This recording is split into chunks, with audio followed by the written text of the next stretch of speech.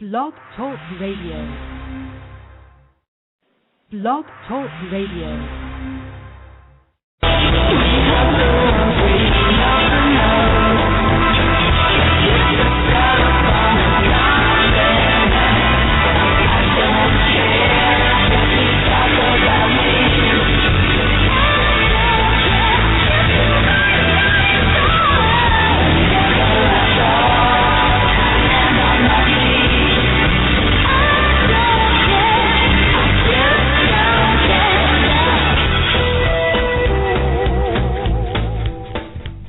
Well, hello and welcome to today's episode of Xandermonium, the talk show that gets you talking.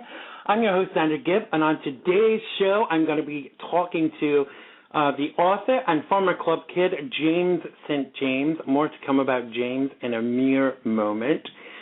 Now, you can interact with us during the show in the chat room at the bottom of the page, which will be active for the whole of the show, but the first half is pre-recorded. You can call us with questions for the second half of the show on 347-884-9061. That's 347-884-9061. Now, you can tweet me. My Twitter handle is at Xander Gibb, XanderGibb, and that's capital X, capital G. And also, you can tweet James and make sure you follow James. And his Twitter handle is at JSJDarling. JSJ are capital letters. Now, in the second half of the show today, we'll be having a live phone-in on the subject of drug abuse in light of the tragic death of Cory Montieth, the actor from Glee. Call us with your views. Do you think actors on TV shows should be better role models for young people? Or should they not be held to such a high standard? What do you think? Call us on 347-884-9061. That's 347-884-9061. That will be at the end of the show. It's been a really interesting week this week with not just with the verdict on the Zimmerman case, but also the tragic death of Cory Montieth. But I think the world is going mad. I'm sure I'm not the only one that thinks so. But maybe we'll get to the bottom of it today, and maybe we won't. So I see my guest is on hold, so I'm going to start the intro so I don't keep him waiting too long. So James St. James is an author, TV personality, celebutante, and former club kid from the Manhattan club scene. Known as the author of the book Disco Bloodbath, which was turned into the fabulous movie Party Monster. Yes, I've seen it about 50 times. A true story based on his experiences with the club scene, Michael Alec, and the murder of Angel Melendez over a drug debt. Now, James continues to be out there in terms of fashion and writing and makeup, and is one interesting human being. Hopefully, we're going to find out a little bit more today. Welcome to the show, James St. James. How are you, James? Hello. How are you doing? I'm good. How are you? Is it really hot there? I haven't been outside in about 3 days, so I don't know. I went out for 10 seconds to get the mail, like 20 steps outside, and I was sweating like Sarah Palin at a gay wedding. It really was that freaking hot. Right, you're in New York, aren't you? I am. Yeah, I'm outside of the city. But they reckon that it's actually hotter out of the city than it is in the city because you get shade from the buildings. But it's still pretty damn hot, whichever way you look it up. So, are you cool with being referred to as like a club kid, a legend, a celebutante? How do all those things make you feel? Well, you know, the club kid, the club kid thing. I'm 47 next month, and so it is a little hard to keep hearing club kid as I get older and older. But you know, the thing is, I embrace all of it. I think it'd be silly of me to try and distance myself from it.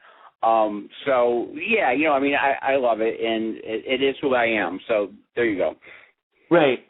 So I returned to the U.S. after the Club Kid Revolution and stuff, and so I first became aware of you on all of that era from the fabulous movie Party Monster. Now, that was based upon your book, Disco Bloodbath. Now, I know they TVify stuff, but was it kind of surreal to see this part of your life on the screen?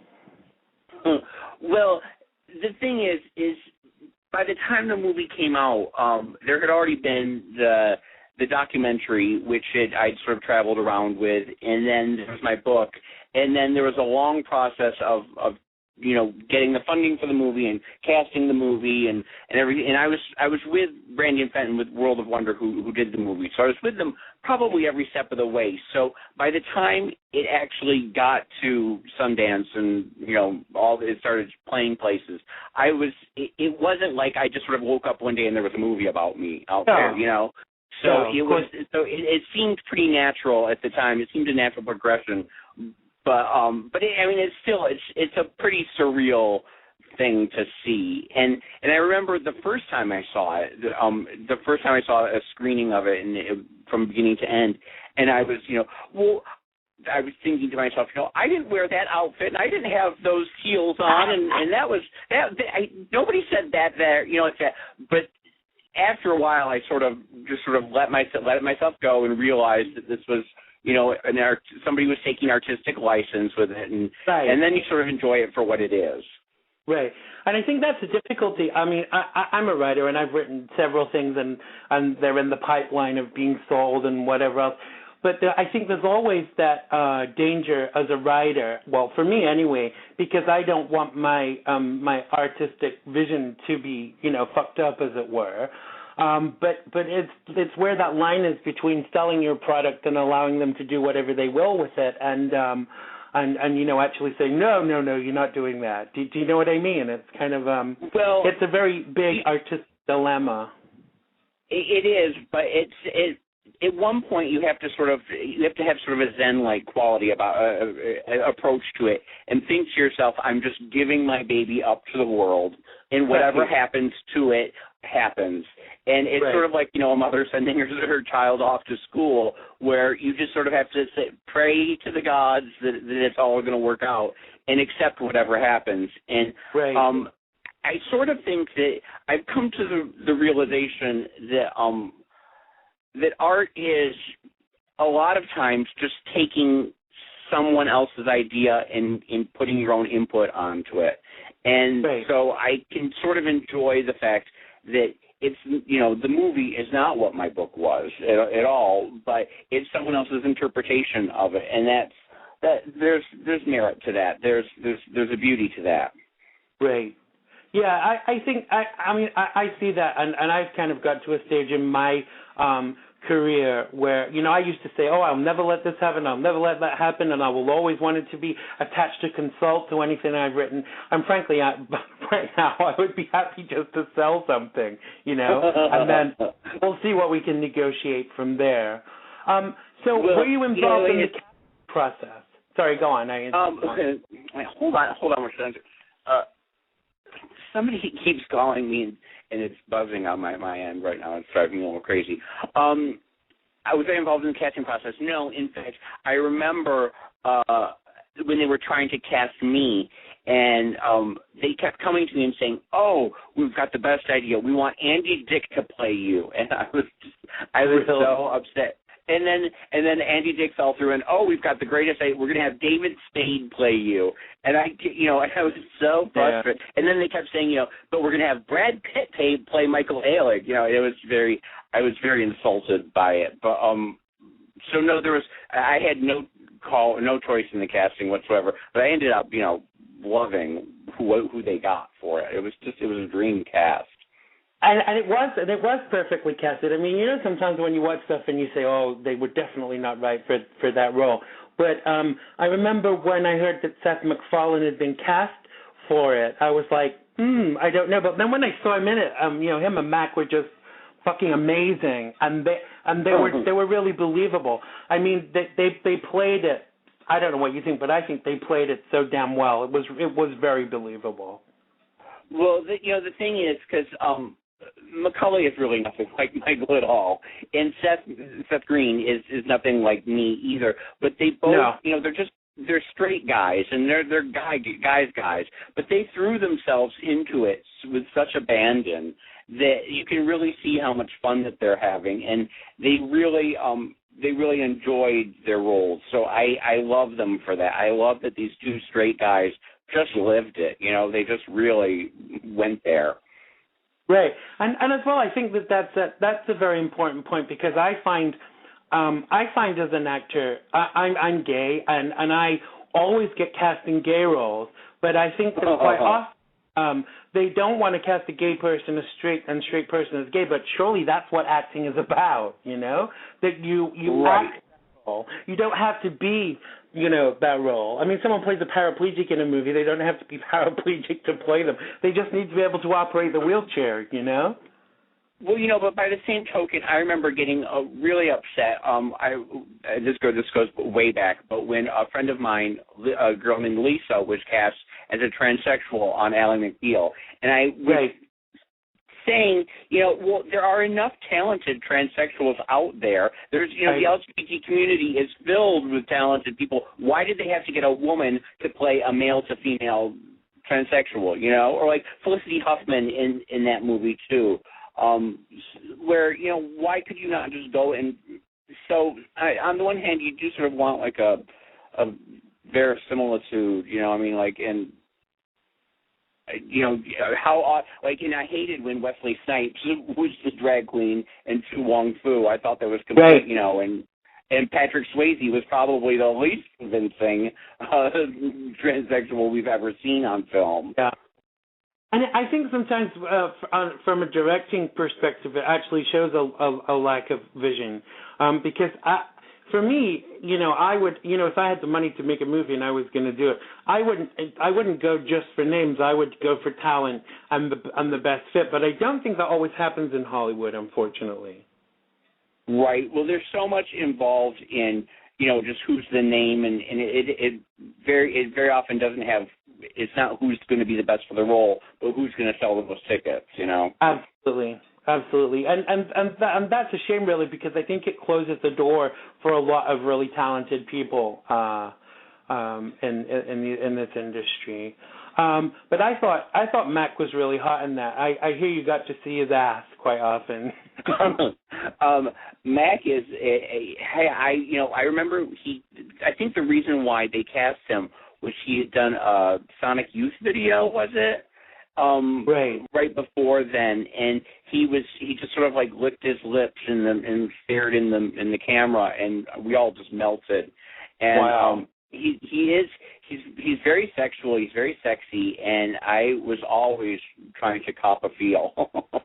Wow. Every time I saw him, and I made no bones about the fact that I was completely besotted with him. I don't blame you. I think I would have been. I think I would have been just the same. Did you see him in the movie with Adam Green, The Wrong Ferrari? No. What is that? I don't even know that. What is it? I thought you would have known about this. Well, there's this movie that I'm sure it was kind of like, I'm sure they smoked up a few balls allegedly and then thought, hey, let's make this. Because it was a real surreal thing, and Adam Green is seen with his dick out and has this most amazing dick, and Mac kept his clothes on, unfortunately, but it's just kind of like drug-induced fantasy called The Wrong Ferrari. If you type it in on Google, it will come up. But a friend of mine who used to date Mac's brother had told me about it when it first came out, when it was really underground, and I watched it. Like surreal, Which brother? Shane. Oh, I don't know Shane. Yeah, Shane is the eldest. I love hearing in Rory. I think Rory is so hot right now. Oh my God. Yeah. Oh, he's beautiful. I think they're all. I think they're all pretty hot. I wouldn't say no to any of them. They all have those hooded eyes and those big red lips. It is quite a gene pool, isn't it? Oh, absolutely. I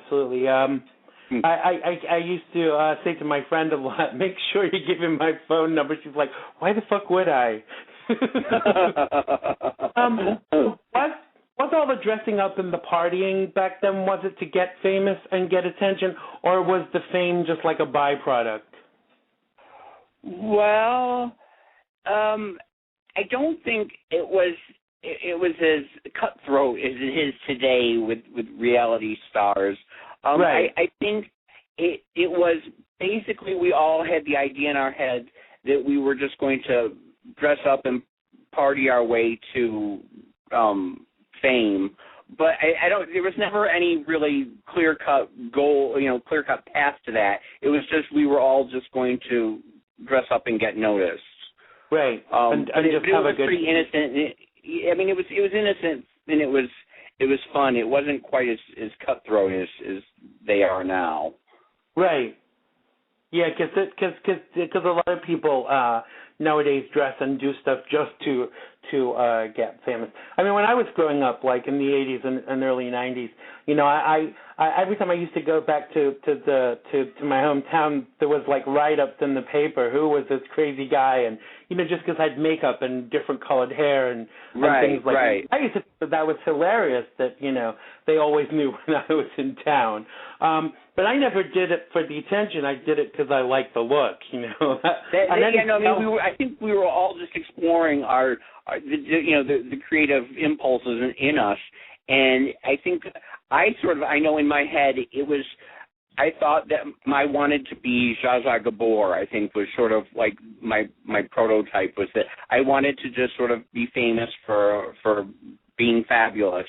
And I didn't really have a clear idea of how that was going to pan out, but I just sort of saw myself in feathered and chiffon gowns on the Tonight Show, Fabulous.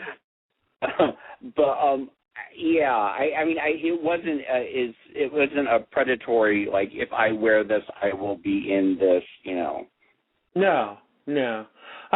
So what? So did this the burger joint, the party where you all just went to a burger place? Whose idea was that? Did it just kind of like happen off the cuff, or did someone say, "Hey, let's go and do this in the burger place"?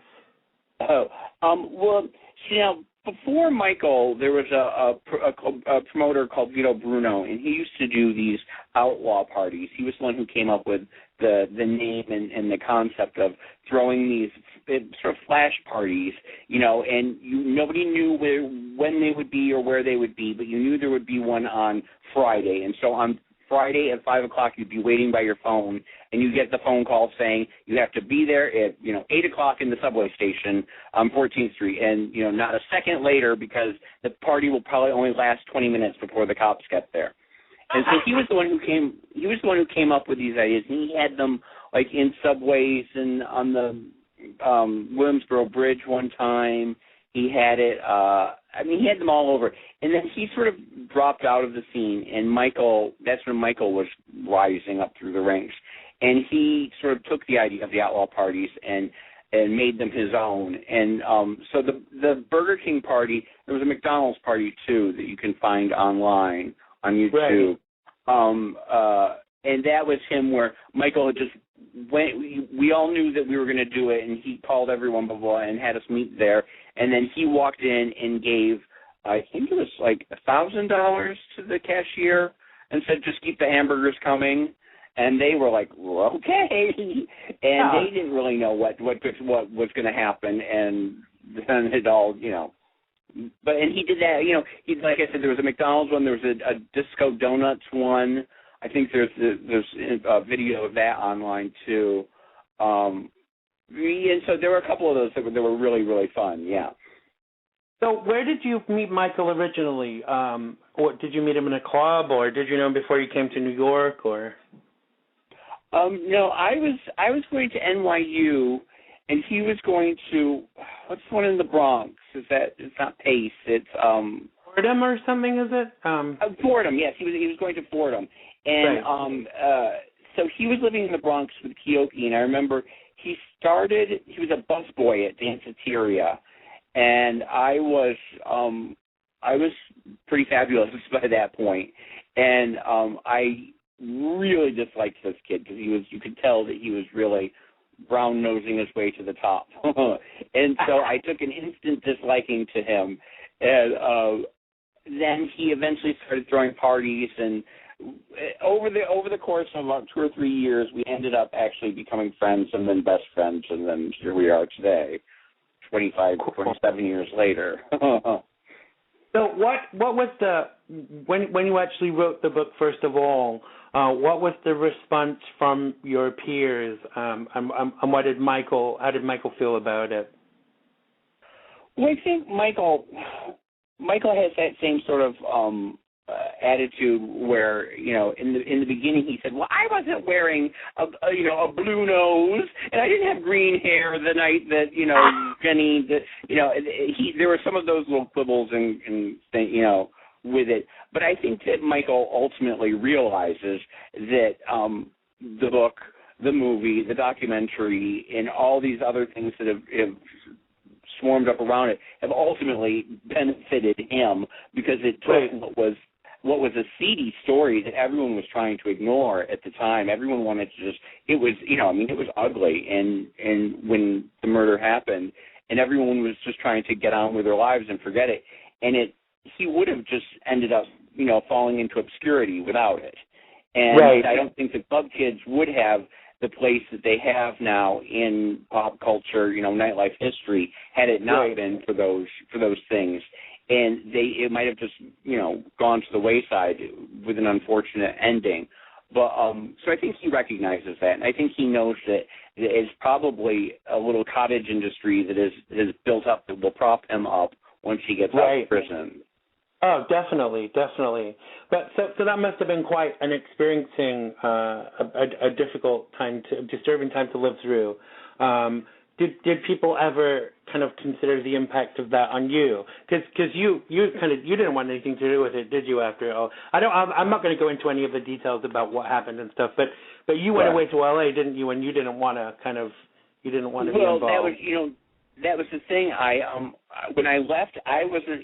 I noticed a lot of people were sort of coming forward and talking, and I didn't want talking to the press and everything. And I didn't want anything to do with that. I just wanted to move on to the next chapter of my life. And I was, at that point, I was, doing a lot of drugs, and it just seemed like everything in New York had fallen apart.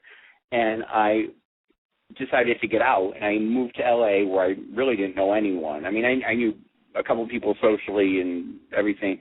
But I came out here, and I thought to myself that I would just start over again, and I would maybe try and write for a magazine or something like that. But I noticed that everywhere I went, I would be standing in line at the grocery store. I would be, walking down the street, and people would ask me about Michael Alig. And I sort of realized that I wasn't going, like when you first asked me in the very beginning, how do I feel about being called a club kid, I realized it was a hard lesson to learn, but that when I'm 80 years old, people are still going to be talking to me about this. So I better make my peace with it and deal with it. And so that's when I was approached to write the book about it, I thought, well, I'll write it, and that way I will have it out there, and I'll never have to refer to it again. But, here it is 15 years later, and we're still talking about it. So, Absolutely. I mean, it is one of those things where I tried to get away from it, and then I just had to sort of realize that Michael and I are, tied together and, forever. So I just have to deal with it. So are you still in touch with Michael? How is he holding up? Well, that's the damn thing. Michael has been in prison now for 17 years, and he had some dirty urine or something about 2 years ago, and he was in solitary for 16 months. And he gets shunted around from place to place and everything. And yet he's still Michael Alig. He is still the exact same person. That it's like he's just got back from area the night before. You know what I mean? Like, and he's telling me stories and this and that. And we do talk. And so I didn't talk to him on the phone for like 16 months or whatever. But then we started calling, and it's like nothing's ever happened. It's just like we pick up right where we left off. And prison really has not beaten him down. You think that 17 years in state prison in New York, the New York penal system would get you down, but he is still Michael Alig. So do you think he's going to get paroled sometime soon, or do you think his notoriety, for want of a better word, has kind of gone against him? Because most people who had done the same thing as him would have probably been out by now, wouldn't they? Well, Freeze, who was the other person involved in it, he got the same sentence, and Freeze has been out for 4 years now. So, are you kidding? But yeah, so but he went into it, and he kept his head down, and he just sort of did his time, and he was very quiet, and da-da-da. Michael, of course, is Michael, and he is constantly, he's calling Page Six every time he has a hangnail, and he's, trying to, he tries to make sure that he is always, that nobody forgets about him, So I think that has worked against him, yes. And I know he's up for parole again in 2 months, I think, in September. And he seems to think that he's going to be out in September. I don't know. I'll believe it when I see it. But it is getting to that time where they can't keep him much longer, And on the other side of the coin is, he committed a crime and he served his time, letting get the fuck on with his life. Surely that should be the kind of the way forward, Well, that is a hard one because on the one hand, yes, you're absolutely right. The New York State has said that you need to serve your time, and he has done that, and he has spent a lot more time than most people do for a manslaughter charge. It's usually like 3 to 5 years, and he will have served close to 18 if he gets out soon. So, yes, he has served his time. Whether he's learned his lesson or whether he's going to go back to that lifestyle or whether I don't know. I mean, there's a lot of factors involved, and I see both sides of people. The people who have been his friends forever and ever and who are going to stay his friends, I understand that. And I see people who, walk to the other side of the street when they're going to see him. Because it was a pretty heinous crime, and it takes a pretty amoral person to do the things that he did, and so should he be welcomed back into society? I can't think of anyone who Klaus von Bülow maybe comes close, but when you think of like O.J. Simpson or who was the Scarsdale diet doctor killer, Gene Harris. These people who had places, they weren't ever able to reclaim them. And I think that Michael thinks that he's going to be king of the clubs again or king of the club. But I just don't know that it can ever happen. I don't know where we are in a society where we would allow that. No, but I think, just kind of as someone that's like a minor blip in media, I would want to be one of the people to interview him when he gets out. So I'm sure there are others that would kind of want to, talk to him too. There are. I mean, he has his super fans. He has. He gets more mail. I think he gets more fan mail in prison than anyone else in New York State. Really? Or he wasn't getting any. I don't know if that's Twitter account. Okay, I followed his Twitter account, and I saw you were following it too. I don't know if that's is actually directly connected to him, but there's also like a support page, and I saw that, and I thought he wasn't getting a lot of contact, and I thought that was a bit sad, really. If that was the case. The Twitter page is him. He calls his friend Esther and dictates what he wants. I mean, he doesn't have computer access in prison, but he tells he watches the news or whatever and comes up with his funny little quippy things and dictates it to her, and she tweets it. I was always under the impression that he gets quite a few visitors, and I know that there will always be an interest in him, and I know that when I go out, the people, the fans were asking about him, blah, blah, blah. So I can just imagine that for the first couple of years, wherever he goes, he is going to sort of stop the room. I think that he will walk in and everybody's mouth will drop open and the music will, and the room will freeze. I have a feeling that that's going to be his experience for quite a while.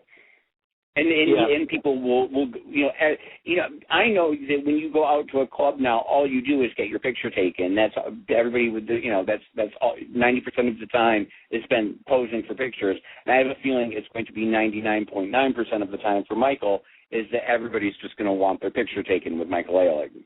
Yeah. Well, maybe he should charge.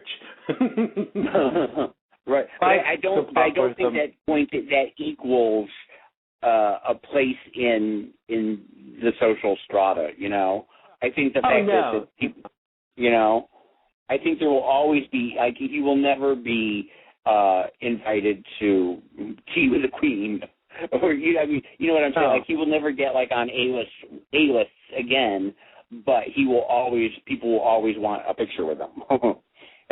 Right. So in researching my interview with you, I checked out Transformations, and I'm kind of hooked on it. Can you tell? Well, finally, we can stop talking about Michael Ehrlich for crying. Yes, let's talk about me. What? Say again. I said, yeah. You keep going. I'm sorry. No, I was just talking about. I jumped from one thing to another because I've got a list of questions, and I didn't want to make this all about Michael, and all about one thing. So I wanted to talk about a plethora of things. So I've been watching one last thing about Michael, though.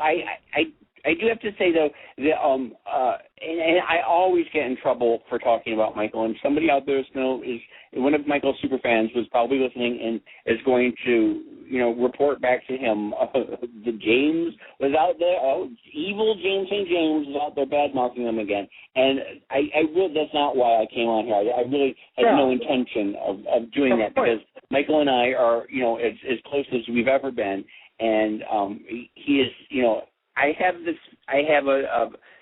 if someone has been in my life for over 10 years, they're family. And you don't always have to approve of them. You don't always have to, but you have to stand by them, and you have to support them and love them. And Michael has been a part of my life for 27 years, and he's not going anywhere. So, And I don't think anything we said was particularly negative, and that's I didn't want to. None of us, obviously, either of us didn't want to kind of go in that direction. But obviously, because he was a part of your life and a character in the movie was based upon him, I wanted to talk about a movie, but I didn't want to make it the whole, Right. Thing. So now let's move on a little. Right. So Transformations. I'm hooked. How did it come about? And why is it not mainstream? Why have a logo not picked it up, or some channel like that? That's where it is. On the one hand, I sort of enjoy the fact that it's it is just sort of me playing around with my friends, and it's not, there's not a lot of pressure. When I first started doing it, I wanted to do something. I was doing these daily freak show things where I was going to clubs and blah, blah, blah. And I just found myself standing in clubs barking at people over the noise. And I thought, well, I just would rather do something in the studio where I bring in my friends. And I have so many people that I know who have such incredible looks, who have such, intricate looks that I always think, how the hell do they do that? What is that? How do they – I just sort of wanted to deconstruct a lot of my friends' looks. And so I started bringing in club kids and drag queens and makeup artists and just freaks that I know. And I said, well, why don't you do to me what you do to yourself, and let's talk about the process. And I've really enjoyed it. It's just like playing dress up with all your friends. And so if you haven't seen them, they're really fun. We've had some of my favorite ones, like Raja was really good. Matthew Anderson, who's a makeup artist, who's probably one of the best in the world. I've been trying to have him do my makeup for about 15 years now. And so to have him come on was it was a dream come true. And I'm sure. I would love to. I would love to be a model for something like that. I love to see like the before, the during, and the after, and then you get a picture of yourself looking so amazing, you know? Exactly. And, that was the other reason, too, is all of a sudden I realized when I would Google myself, when I go to Google Images, it was nothing but pictures of me in K-holes with my eyes crossed and my tongue hanging out. And I thought, well, I need some new pictures. I need a bunch of, pictures of me in fabulous looks to start to be my legacy. I'm not getting any younger. And so that was, having everybody come on and help me and then getting, a fabulous picture at the end of every episode is a dream. Absolutely. If you ever do an episode in New York, I would love to come and be a model or hold the makeup box or something. Well, that's a deal. What kind of response have you had to transformations? And where the hell can you buy red eye blood from? Yeah, right. Well, and that's the really fun thing too, because I've done a lot of looks over the years, and I've come up with a lot of crazy outfits and stuff. But every episode, I'm finding new things that I've never done. Just this one that's coming up Tuesday, I had a breastplate on. I did a Jessica Rabbit thing. And I've never worn a breastplate before. I've never had boobs. And so it's always just about finding, I was never a person who wore, colored contacts either. So it's interesting to me that I'm sort of, I'm breaking out of my, wait, what? They hurt like fuck to put them in. They hurt. It's not something that I've ever, that I would ever do just for fun because it's not fun. No. We even tried this on where you buy those, those disposable contact lenses. When I lived in London in the 90s and we wanted to look good on the cheap, we bought red food coloring and dipped these disposable contact lenses in, and then you let them dry, and then you put them in your eye. I don't recommend that people try this at home, but is we had to go to the fucking emergency room. It was so bad. Terrifying. Oh, my God. Because I remember, it's like I remember drawing eyeliner on with Sharpies and using Elmer's glue for eyelash adhesive. The things you do when you're young, when you're young and broke are just ridiculous. Oh, tell me about it. I've even used kind of industrial stuff and stuck it to me, but not for a long time and never again. I think you learn as you get older. Fashion is not you shouldn't hurt yourself in the process. Well, I remember, I've super glued things to my head before, and then to try and get it off, and you rip off chunks of skin, and I still have scars from it. So you do learn after a while that it's not worth permanently scarring yourself. Definitely not. I ripped off a nail once because I put talon nails on with super glue because it's all we had. We didn't have nail. And when I took the nail off, it took a big chunk of the nail with it too. Oh, so, that. You learn. Yeah, that to me is the scariest. I hate losing nail. Just thinking about that gives me the creep. Yeah. Yeah, it makes you, makes you kind of cringe from head to toe, really, doesn't it? Outside of transformations, what else are you working on right now? Well, let's see. I blog at World of Wonder at worldofwonder.net every day, and that takes up a lot of my time. My book Freak Show is it's possibly kind of maybe moving forward with a movie. Wow. We have the money and the director, but we need some cast members, and we're waiting for some responses for some people who sent out some scripts and stuff. And wow. So I'm tentatively excited about that. And that's about a little drag queen who's bullied in high school, and I think it could be a really fabulous movie if it's done right. You've been reading my diary, James? What? I said, have you been reading my diary? It sounds like the story of my life. Well, it is. It was my first day of school. I based the story on. because right. I went to a new school and it was a private school, and I walked in the first class of the day and I was in like, eyeliner and a perm and a pirate shirt, and I just threw my hands in the air and thought I was Betty Davis and said, "Oh, how glorious it is to be here! How fabulous! I'm so excited to meet all of you. Look at, and who are you, my dear?" And I just sort of thought it was like a cocktail party, and worked the room, and everybody's mouths was just slack-jawed, and like 3 minutes later, I was, beat the crap out of, and I doomed me for the rest of my high school career. So it's sort of that same. The character starts off that way, and so I figured it has some resonance with all the bullying talk today. Yeah.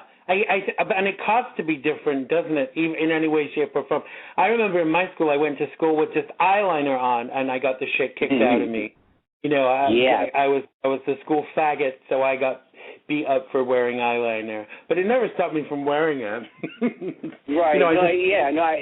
I remember. I remember I had a little dangling Buddha earring in my left ear, and a poodle perm and blue eyeliner, and that was my look. That was the 80s, of course. So sounds very familiar. It really does. So where are you going to be making the movie, in LA or in New York? It will probably be LA. Once again, it's one of those things where I've given my baby up to it's a film company, and I have no real control over it. I'm just sort of being told updates here and there, and it's been a long process, but it's at a place where it's at a company that I really respect, and it's the people I'm really happy with. So it's cool. It's coming together, but once again, it's not something that I'm in control of. No. Well, give me a shout when they're casting. When you think about movies and you think I would have loved to have been involved in that, I would have loved to have been in Party Monster. I mean, imagine being able to say, I was in Party Monster. Even if you just played a very minor role, because wasn't Marilyn Manson in it? Marilyn Manson was Christina. He was one of the drag queens. Wow. Yeah. I mean, when you look back, the whole cast was pretty fantastic. There was Wilson Cruz and Natasha Lyonne, and I mean, it was pretty fantastic. Wow. Yeah, it's definitely something I wish a project I wish I'd kind of been involved. When they do Party Monster Part 2, when they the Coming Home, yeah, the definitely next keep me in mind. So you're from Michigan originally, aren't you? Did you know Rue before you moved to NYC, or did you meet Rue when you moved here? I grew up in both Florida and Michigan, and now I met Rue. I remember exactly when I met Rue. It was at the 1986 New Music Seminar in New York, and he was wearing rubber waders and no shirt and a football shoulder pads with Mylar streamers coming off of it. And he ran up I was standing with Michael Musto, and he ran up and introduced himself to Michael Musto. And I thought, well, who is that? I love it. And that. Oh, it's amazing. I remember being at some awards ceremony with a friend who was a pop star in 1992 or 1993. I can't remember exactly when it was. And Rue came on stage with Elton John and sang "Don't Go Breaking My Heart," and I could have died on the spot. I was like, am I really a witness to this? It was fucking amazing. Well, and I remember that whole period when he was like every month there'd be him and Elizabeth Taylor and Can and him and there was him and Elton John doing that, and you just kept thinking it was in the 90s, and you kept thinking, well, drag has never gotten this far. He broke so many boundaries. He just changed the he broke the glass ceiling of what it was possible to do. And every week your mouth was just agape. Just the way he was just changing the pop culture landscape forever. Yeah. And I don't know where he comes up with the ideas, because he's managed to eke it out for longer, because the only other person that I can think of who started kind of with drag and done anything even similar is a guy from the UK who played a character called Lily Savage, who's called Paul O'Grady. And he's mainstream now, but he just does a talk show. He doesn't do Lily Savage. Lily is in a box under the bed. I knew Paul O'Grady when I lived in London, and everybody wants Lily, but he doesn't want to do Lily anymore. It's gone as far as he's concerned. Well, it's one of those. I remember with Divine, and I would get so frustrated. You'd see Divine out at clubs, and he would just be in a suit, and you would think, well, you're fucking Divine. Why would you not? Why are you trying to distance yourself from what everybody loves? Why are you denying us Divine? The character. And at a certain point, they sort of get tired of it, or they want to. But Rue, thank God, still enjoys being Rue, and still has love for drag, and it continues to give back to the drag community. And I love like on RuPaul's Drag Race where Rue presents as a man and in drag too. I think that's such an amazing crossover to be able to do the two, because mostly people can only put you in one box, like as one or the other. Right. Well, and I wonder too, knowing Rue, that I think that that's probably a time-saving thing too, because to come up with more than one outfit every episode, and it does take a lot of scaffolding and polishing to get him all looking as gorgeous as he does. Oh, believe me, I did drag when I was a student, and I hate all the time. I can put a face on in like 30 minutes, 40 minutes. Like an average face, but to have to do that all the time is just like, I haven't got the patience for it anymore. If someone's going to do it for me, that's fine, but, then you've got to pay them. But it's certainly something I would want to do, all the time. Well, I hope that I would like to think that I never want to be that person who, goes out in a T-shirt and jeans and doesn't care. Cause getting dressed is always one of the things that I enjoy most about going out, and I love the process, and so I hope that I never am that person who says, "Oh, I don't have time, I don't care anymore," Yeah. Oh no. I don't kind of like dress up to go to Walmart, but if I'm going to an event, I've always got I always wear a bit of man drag. It's always a bit of. I always look a little bit kind of starry because that's how I am, I think whatever level of the I'm a Z-list person, but you should always go out as if you're an A-list person, because you don't know who you're going to meet. Exactly. You know how they're going to respond to you, and people respond to you differently when you're in your character. Because like my Xander persona for the world is totally different to when I'm sitting in my apartment with my carpet slippers on.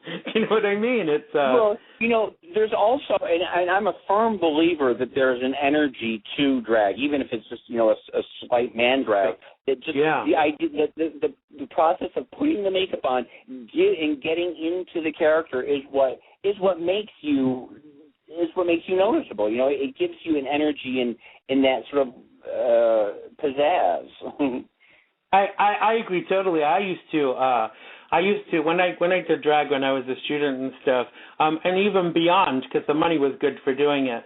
The guy I was dating at the time always used to call me by my drag name when I was in drag, which I thought was hilarious. And he had this, when I became the character, I had to be the character for the whole time and all of this. It took on its own kind of like life and connotation, as it were. But, it was all good fun. I don't think I can handle the heels anymore, to be honest. But, if somebody offered me enough money, I certainly would be quite happy to do it. So do you keep in touch with any of the old crowd, Rue or Richie or Amanda or any of them? Well, I see Rue all the, because I work at World of Wonder, which is the people who do RuPaul's Drag Race. So right. And I'm blogging, and Rue's cubicle is right across from mine, so I see Rue practically every day. So, that's fabulous. I see, a lot of World of Wonder, they're the people who did Party Monster 2. They are sort of a flashpoint for old and new, people, seeing people. Like every day there's somebody is stopping by the office. It's always exciting to see. Somebody's always pitching an idea or something. And so I do end up seeing a lot of the old people. I see Amanda whenever I can. Whenever I'm in New York or she's out here, I always try and catch her if she's performing. I haven't seen Richie in a while. I love Richie. Richie's a sister. It's one of those things where, if they've been in my life for 10 years, I will love them to death. So I will always love Richie. I'll always love, Desi Monster, Wallpaper, all those people. I don't see them as much as I used to, though. So, yeah. But I'm sure when I see them, it's like we just pick up where we left off. No, I see that. Yeah, we're trying. Amanda's going to be coming on the show.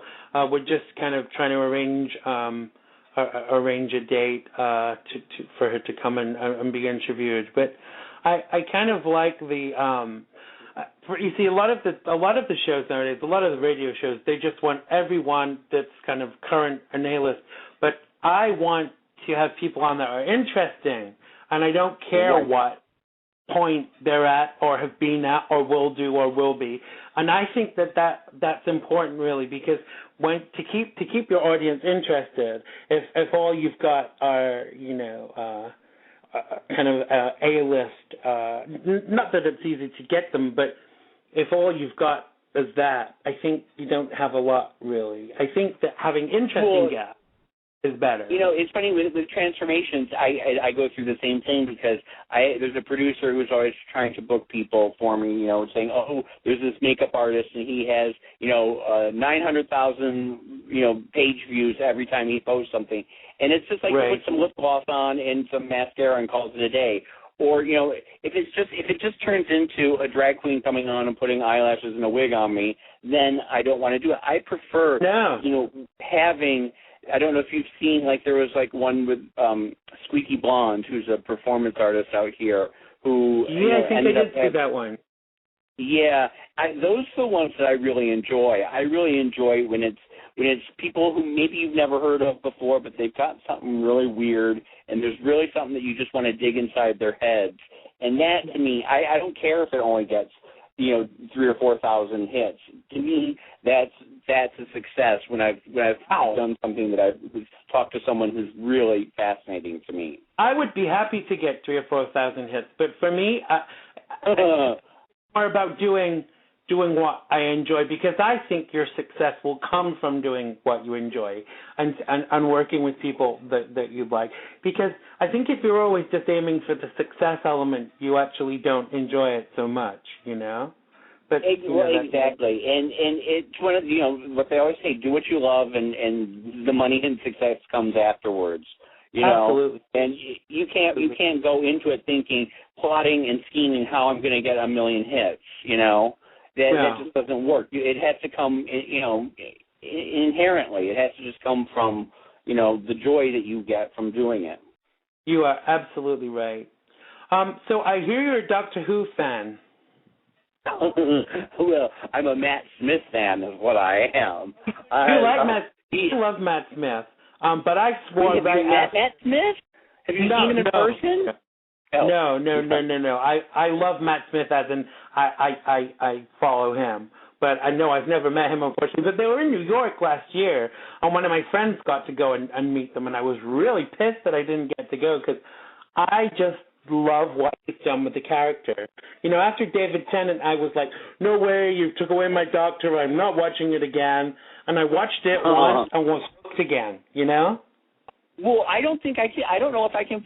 I don't know who can follow him. I honestly, I am so worried that Matt Smith is, and it's funny because before I wasn't watching it, and I was a little afraid of, 50 years of mythology that I would have to catch up on, so I stayed away from it. But I would see everybody going bananas over Matt Smith on the blogs and everything, and I didn't get it. You couldn't see it from the pictures, but the minute you see him with that little rubbery face, just and how expressive he is and everything, he just inhabits the role so beautifully. Yeah. And he's just, and I'm in love. And I love Jenna Louise Coleman, too. I didn't think that I would love anyone more than the Pongs, but she is so exciting. She just has those eyes. She's like a doll, isn't she? Did you see her in the episode a while back when she was actually a Dalek? That kind of made me cry. She was baking pies and stuff, but she was doing it in her brain because she was actually really a Dalek. It was like, wow, what an amazing concept. I mean, I'm totally. It blew my mind because it never dawned on me. It never, that was one of those twists that the writing on that show really is so good. And then when she died at the end, and then you knew that she was coming back, like, how is they going to do this? And like every episode, and then when she was in Victorian England, and it Doctor Who, it doesn't get better than Doctor Who, except for Teen Wolf. Not. Who's your favorite race that the Doctor has encountered? Well, I'm still sort of new to it, so I love the lizard woman. What's her name with the wife? I love her so much. Yeah, the one that she was in the Victorian episode as well. Is that the one you mean? Yeah. She's in a bunch of them. I love her so much. Yes, she's wonderful. Makeup and special effects, like 20 years ago, Doctor Who, the makeup and special effects was like crap, but now it's like so good. It's so lifelike and really believable. So are you a sci-fi person? Would you like to be involved in a sci-fi show or write a sci-fi book or? It's I think what it is, honestly, I'm so gay that I am a geek in that I think geeks are cute. So whatever the geeks are liking, I just want to hang out with cute little geek boys. Right. So that's where it comes from. It all is trying to get laid. So it's not so much the love of science fiction; it's the love of geeks. I love a little nerdy boy. Right. Nothing would make me happier right now than to be at Comic-Con right now as we speak. Just like trying to scope out all the little boys in their little superhero outfits. I would have loved to have gone. Roseanne was there. Roseanne Barr was there for a couple of days too. I would have liked to have gone and hung out with her for a bit too. But alas, it wasn't to be. But I'm coming in October or November to LA to do some work and stuff. So, and I've never been before, so I'm really kind of excited. And everyone's like, "You've never been to LA?" I'm like, "No, I've never been." It's like, well, definitely call me when you get into town, and I'll take you out, and we can. I'm actually a really good tour guide. I know. I think we can. I have a really good death tour. I know where everybody died. I can show you where Fred Mertz had his heart attack on Hollywood Boulevard, where River Phoenix. We can do all. I know where all the stars are buried in all the cemeteries. I know where I have a really good haunted tour that I can do too. I can show you where all the ghosts are and everything. I'm really good. So give me a call. I definitely will. That would be absolutely. I would really enjoy that. I tell you who else keeps saying that I've got to call him. My brain is blank today because I had 4 hours sleep last night. What's his name? You know him too. He's one of our mutual friends. He's an Asian guy and he's a designer, and he was on the Anna Nicole show. But his name won't come to my head. Bobby Trendy. Yep, that's him. He's a friend of yours too, isn't he? Yes, I love Bobby Trendy. Bobby Trendy is one of those people that it's just, you talk about, like what we were talking about with Divine, and Bobby Trendy will never, ever tire of being Bobby Trendy. God bless him. Yeah. He will, he still is as over the top as he's always been, and nothing is ever going to calm him down, and I love Bobby. I love him. In fact, I would like to be Mr. Trendy. I would like to be Bobby's significant other, but we'll really see about. Is that a love connection that I can make? Definitely. I know him pretty well and stuff, and definitely I hope we're gonna hook up when I come to LA. But he's fucking. You're gonna bored. have sex with Bobby Trendy when you come to LA? Is that what you're telling me? I would hope so, yeah. Okay. Good there you go, listeners. I'm outing my dirty linen in public. Yes, I would have sex with Bobby Trendy. He was a guest on my show a couple of months ago. Yes, that is really interesting. I'm glad that is interesting to know. Definitely. Maybe we should all go out together on this escapade and see what happens. Wait, did you just ask me to have a threesome with Bobby Trendy? Is that what you're doing right now? I did not ask you to have a threesome with. I said let's all go out on this tour of that we're talking about, and then we can see what develops between Bobby and us. So, I'm not bringing you a threesome, dear. That is funny. I did not. That is not how I saw this interview going. Believe me, it's not. So you've met lots of famous people. Who sticks out most in your mind, and who was the nicest? Who's the nicest? I don't. Hanging out with famous people drives me bananas. They're almost all just black holes of need, and me, and I know that it's really all about me, and it's very frustrating to have to talk about them all the time. So I individually, I can tell you the people who I hated, who I thought were just the biggest. I mean, I'm not going to do that. Afterwards, I'll tell you some people who are just horrible.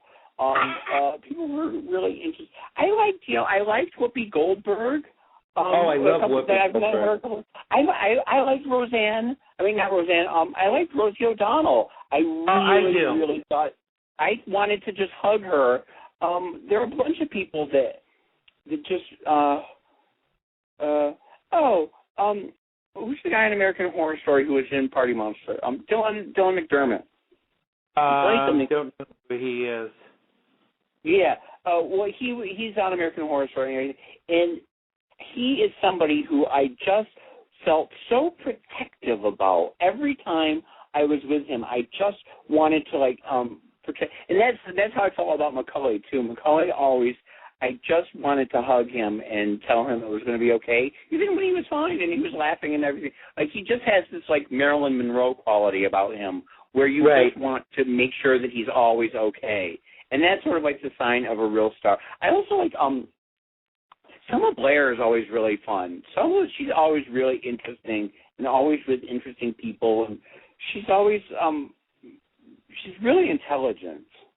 Right. I don't know why. I don't know why I just remember. I'm just sort of going through over my head. I mean, people that were interesting to me. I don't know if that's it.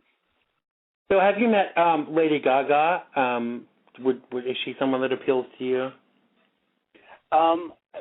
Gaga is somebody who is. Do we have a whole other episode to do about Lady Gaga?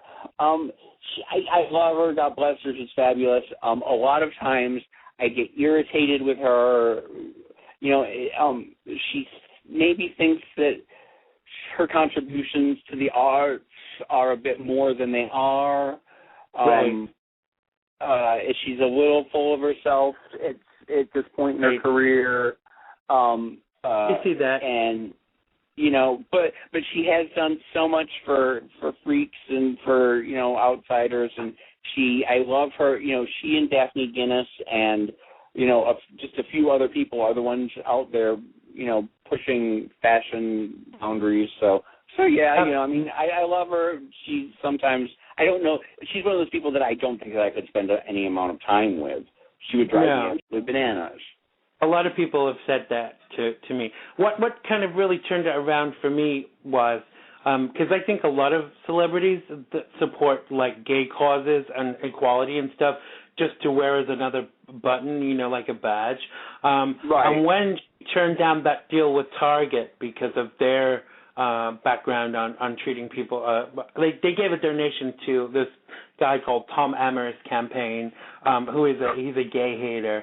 And when she turned down that multi-million-dollar deal with Target and said, fuck you, that switched it around for me because I knew she wasn't playing then. Because if it was just about the money, she would have just gone and said, well, I'm sorry, it was business, I had to do it. But she didn't. she turned them down, which really kind of said a lot. It's that to me. No, her heart is in the right place. There's no doubt about that, and she believes what she believes, and she's good for the cause and everything. By the same token, though, like when J-Lo just performed for the Turkmenistan, guy, and then we discovered that she's been going from dictatorship to dictatorship and performing in all these countries with human rights violations and stuff. Yeah. And that's somebody, that to me is such a turnoff. So no, somebody like Lady Gaga who stands by her principles and will not take the $10 million. I think that's just gorgeous. Yeah. I still haven't forgiven Elton John for singing at Rush Limbaugh's wedding. I mean, I didn't burn all my but I certainly won't be buying any more. I mean, you've got to, for me, you have to live it. A friend of mine said to me, if Rush Limbaugh had said, I'll give you $1 million to sing at my wedding, as much as I would have needed the money, I would have had to say fuck you, because I can't afford to have principles, but I do have principles, and they guide me somewhat. Well, that's interesting because this movie Ender's Game that's coming out, and the writer, the man who wrote the book that it's based on, is a horrible, horrible homophobe, and it's this huge movie coming out in November, and we're asking every gay person in the world to boycott it because the money eventually trickles down into his pockets, and he has been somebody who has campaigned vigorously against Prop 8 and DOMA and everything. And so even though the movie has nothing to do with, gay rights, we all have to draw the line somewhere, and so don't go see Ender's Game. In fact, I stopped shopping at Target for a long, long time. And then everybody just forgot about it. Everybody forgot about boycotting Target and stuff. But I do think as gay people we have to be very aware of where our money is going, because if not, you're feeding the haters, aren't you? Really, You are, and we are. We have so much power with where we choose to spend our money because we are a coveted demographic. And so what we like is what will succeed. Absolutely, and the pink dollar really does speak volumes. We have, as gay people, we have this disposable income, allegedly. I don't know where the fuck mine is, but mine either. I know. Yeah, so we have to kind of be choosy about where we spend our money. So tell us about Killer Grandpa. Oh God, Killer Grandpa. Killer Grandpa is a story about my family, and it is a story about the Old South and my grandfather. I sort of feel a little uncomfortable about this now because it was a book that I was planning on doing, and there was a lynching that happened in the town that I grew up with, and my grandfather was the sheriff at the time, and it became this sort of town secret, and I wanted to write a book about it and sort of talk about it. A lot of it was the same themes as Disco Bloodbath, where can you love somebody who does something terrible, and can I still feel the same way about my grandfather who was involved in this thing, and he was always my love, I loved my grandpa, blah, blah, blah. So then the more that I was writing this book, the more I realized that it's not something that should ever really see the light of day because it will hurt my family, and it's an upsetting chapter in my family's history, and so I've shelved it. I finished it about 10 years ago, and I've just put it in a drawer, and I've never looked at it again. So, maybe at the end of my life I will take it out and dust it off and revisit it again. But right now it's too many. Even though it's been 60, 70 years, probably more, 70 years. It's still too soon, so it's not going to happen anytime soon. The reason it kind of, when I was doing my research, the reason why it kind of like stuck out for me, because I did this internet series a couple of years ago called The Killer Tranny, and I played the lead role, and I kind of never seemed to down. But, I got interviewed on Chinese TV, Japanese TV, French TV, and all of this. And for a while, there was a big buzz, and it went viral and all of this. But when people still come up to me in bars and stuff and say, are you the killer tranny? I'm like, yeah. And so when I saw this killer grandpa thing in the research I was doing, I thought I would have to ask you about that because of that the title connection. Yeah. Yeah. I don't think you could actually have something called killer tranny anymore, could you? Because you can't use that word. Well, no, because it's seen as now I get a lot of stick from that doing that movie, but I never wrote the movie, and I was just an actor in it, and it was apparently like a statement on how the gay scene treats transsexual people, but unfortunately, when you're the actor in something, you don't get a lot of say in how it's written, and it was good, and the follow up and stuff was good. They did this Captain Tranny follow up, but then the writer went full circle and started actually making documentaries about how transsexuals are treated. So it was a good catalyst for him really to turn it around and start doing something good for that particular community, as it were. So time is moving on for us, and I thought what we would do to kind of finish off with is play a little game. Are you up for playing a little game? Well, okay. What kind of game are we going to play? We're going to play Marry, Fuck, or Kill. Oh, good. Okay, this is a good one. Yeah.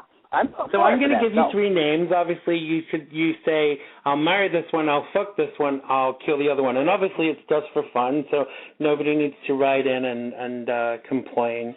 So I'm going to give you some sets of names, and then you just tell me who you would marry, who you would fuck, and who you would kill. So the first three names are Barack Obama, Barbara Walters, and Kevin Kline. Oh, well, that's pretty easy. I would fuck Obama. I would marry Barbara Walters and kill Kevin Kline. Absolutely. All right, next set of names. Do I explain, or do we just move on to the next one? If you want to explain, you can give as much or as little detail as you please. It's totally up to you. We're very relaxed here on Xandermonium. Well, Barack Obama is just the sexiest. I mean, he could just fuck me 10 ways to Sunday. He could do whatever he wants. And Barbara Walters, I imagine, I would marry her just to get her wardrobe, just to get the Chanels and Oscar de la Rentas. Yeah. And all that, yeah. And, I'm sure you would be firmly on the A-list if you were Mr. Barbara Walters. And Kevin Kline just drives me crazy. I would marry her just to get to go to the parties. I would marry her just to go on The View, and sit next to Whoopi every day. Well, I would marry her just for her brooches that she always has. I love her little outfits. So, okay. Anyway, so the next one. Let's move on. Next one.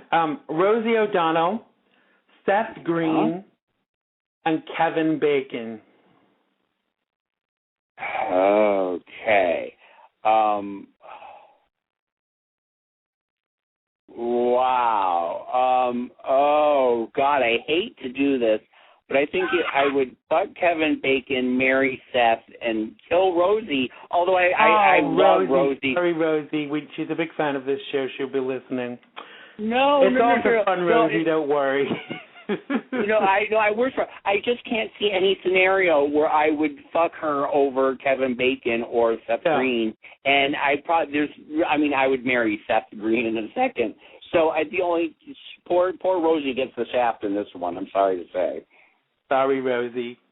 All right, next set of names: Billy Ray Cyrus, Chris Brown, and Miley Cyrus. Oh wow. I'm going to be. This is so bad of me. I'm going to fuck Chris Brown. I'm just going to do it. I'm just going to fuck him because I've seen the dick. I've seen it and it's hot. I'm going to marry Miley. Perez Hilton's sight. It is a sight to behold. Yeah. So I'm going to marry Miley because I think we'd have a lot of fun together. I'm going to kill Billy. Yeah, definitely. I would tend to agree on that one. Okay, next set of names. Tina Turner, Cher, and Roseanne Barr. Oh, I'm gonna fuck Tina because she's just a dirty skanky. I mean, there's gonna be some sick shit happening there. I'm gonna marry. Oh my God. This is isn't it for a gay guy? Do you kill Cher or do you kill Roseanne Barr? I'm gonna marry Cher and kill Roseanne. Oh, poor Roseanne. I know. I have a feeling that, like, after 20 or 30 years of marriage, Roseanne might get on my nerves. Yeah. After 2 or 3 hours, probably. Oh, did I say that? We have a love-hate relationship. Cher, I have a feeling, is going to be traveling so often that there's... Yeah. So, okay. All right, next names. Sarah Jessica Parker, Mario Cantone, and David Beckham. Whoa, that is a hard one. I guess,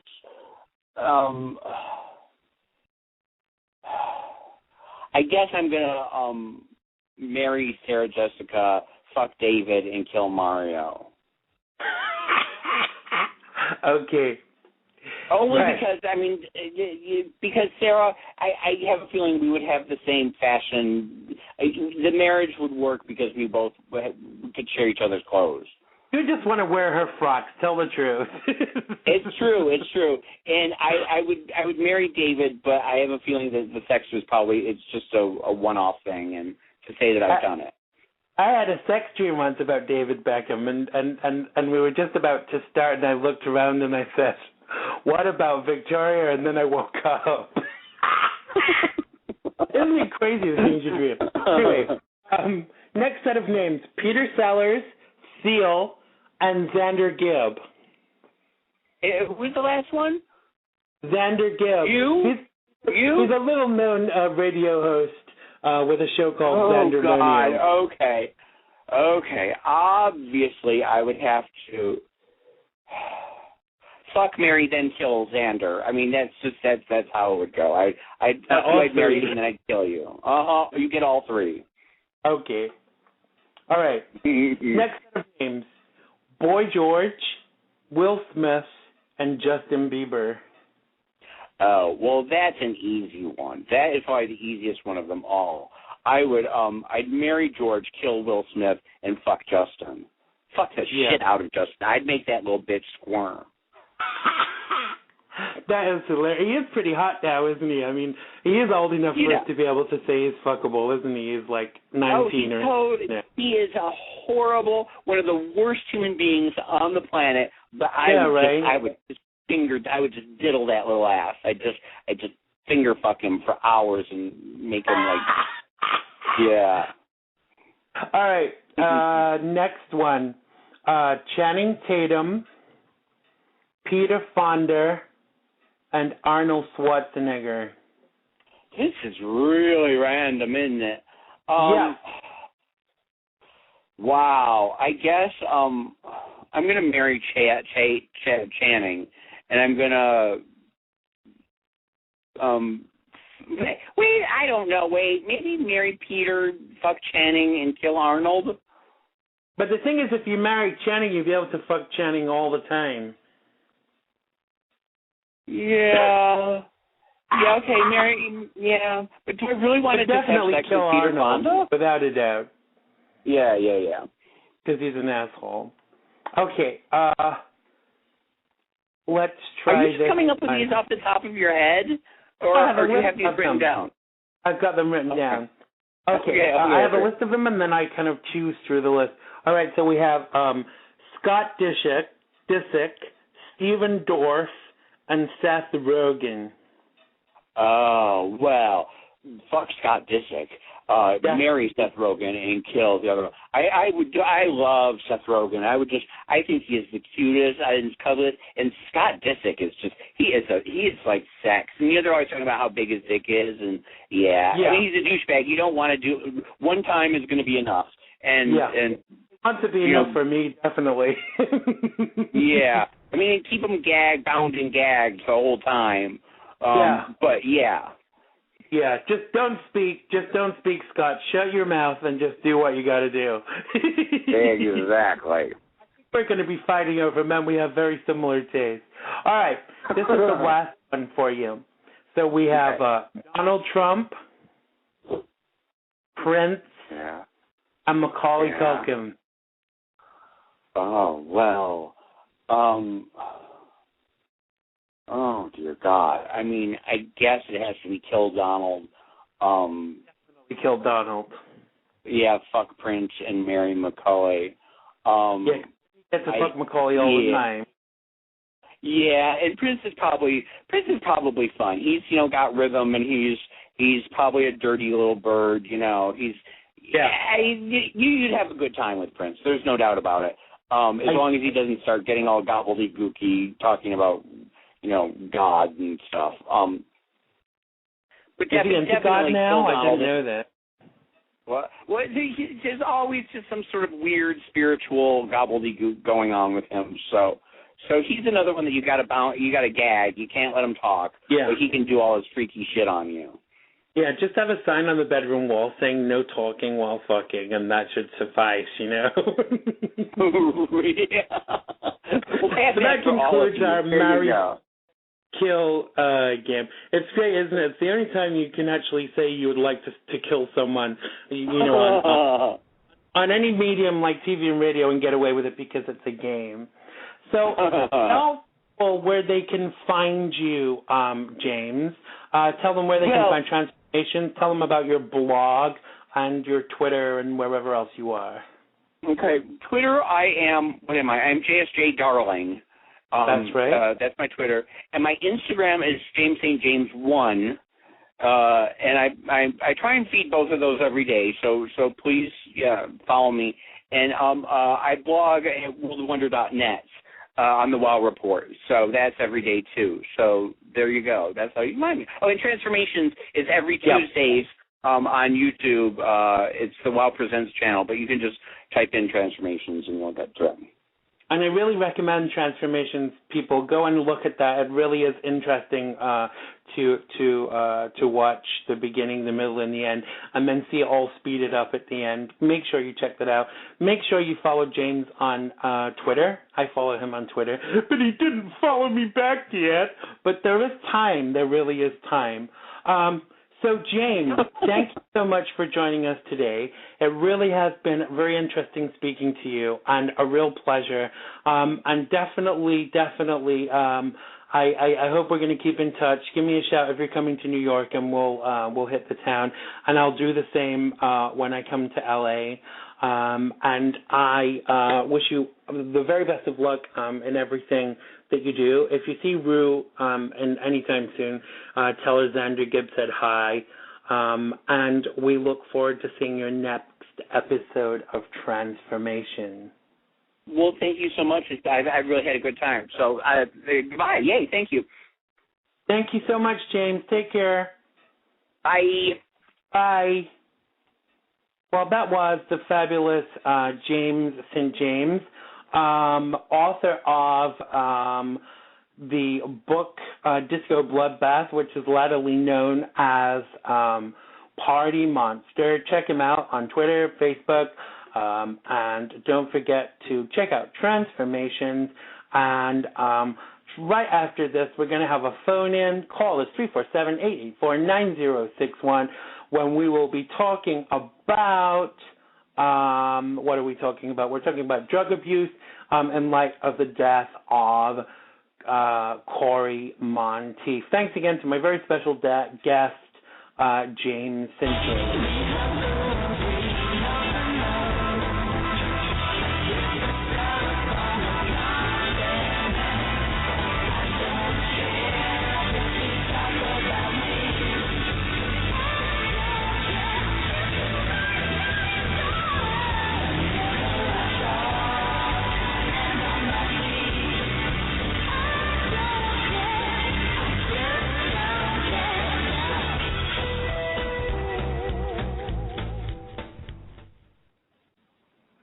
Well, we are live with you now on Xandermonium. Call us on 347-884-9061. That's 347-884-9061. Apologies for the sound of the AC in the background. It's close to 100 degrees here in New York City, and I am sitting here naked on my sofa. No, not really. I just thought it would get your attention. So for the last little section of the show, we're going to talk about a little bit about drug abuse. Some of you will know that Cory Montieth, who played the heartthrob Finn Hudson in the Fox hit series Glee, was found dead in a Vancouver hotel room on Saturday. Police said the cause of his death was not immediately apparent, and they ruled out foul play, but later found out it was a drug overdose. Now, apparently, he had several people over his room on that Friday night, and apparently the hotel surveillance video saw him recorded him returning to his room in the early hours of the morning by himself. One of his castmates from Glee, Mark Salling, tweeted people a simple no after the police held the news conference. Dot Marie Jones, who plays football coach at the fictional William McKinley High School, tweeted, "I have no words. My heart is broken. Cory was not only one hell of a friend, he was an amazing man, and I will hold that close to my heart forever." Apparently, Cory spent time in rehab this year, checking into a drug addiction treatment facility in late March. He'd been frank and open about his struggles with substance abuse, telling Parade magazine in 2011 that he began using drugs at the age of 13. By 19, went in for his first rehab. What I want to talk about for this last section, I don't know if we're going to get any callers, but I'll give out the number again, 347-884-9061. Hello to my faithful friends in the chat room, Joe and Kathy. Everyone else has gone by now. Call us to talk about this. There's been a lot of talk about that celebrities that are on, especially children's TV shows, should be more accountable for their drug use, for the impression that they set, and the example they set for young people. What do you feel about that? Call us, 347-884-9061. I hope we get at least one person to call in. Now, I know that having spent time with some people who are pretty famous, there are always people offering drugs to you. And I think that sometimes it's in an idea of being able to sell them to you in the future, and that's why they offer it to me. It's funny, every time I go out, I get offered to buy drugs. I mean, maybe I look like a druggie, but I kind of just don't. I kind of just don't go there. So call us now with your opinions, 347-884-9061. That's 347-884-9061. We'll keep the lines open for just a little bit longer. I just wanted to say how gratified and pleased I was finally that President Obama spoke out about the Zimmerman verdict. I've had lots of criticism for being outspoken about the Zimmerman verdict, because I do feel that it was an incorrect decision, and I think that the prosecution was lousy in this instance. What do you think about that? Call us on 347-884-9061. That's 347-884-9061. If we don't get any calls very soon, we're going to close the show early today so I can go and spend time with my family, who are out in the yard now starting karaoke, and you all know me well, and all of you know me well enough know that I am a bit of a karaoke boss. So is Kathy going to call in? 347-884-9061. Let's see if we get any calls. We're going to talk twofold. We're going to talk about drug abuse by celebrities, and also a little bit about the Zimmerman verdict and the fact that the president finally finally made a statement about how he feels. Apparently, Kathy's too tired. I'm very tired too. I don't think we're going to get any calls. So I think we'll close the show for today now. Oh, Joe is tired too and is in pain from sitting too long. I know that feeling, Joe, very well. I need to go lie down with a stiff drink. See, you thought I was going to say something else. I would really like to thank my guest today, the fabulous James St. James, for taking time out of his busy schedule to come and talk to us. I would like to thank all of my faithful listeners. Thanks to Joe, thanks to Kathy, thanks to Cheryl, thanks to the guests that have been in the chat room. And I hope you will join us next week when we will be having our next show. My brain is tired now, so I'm rambling. So I'm going to close the show, and we will see you all next week. I love you too, Joe. Love you, Kathy. Once again, thanks for your support, and I will see you all very soon. Bye-bye.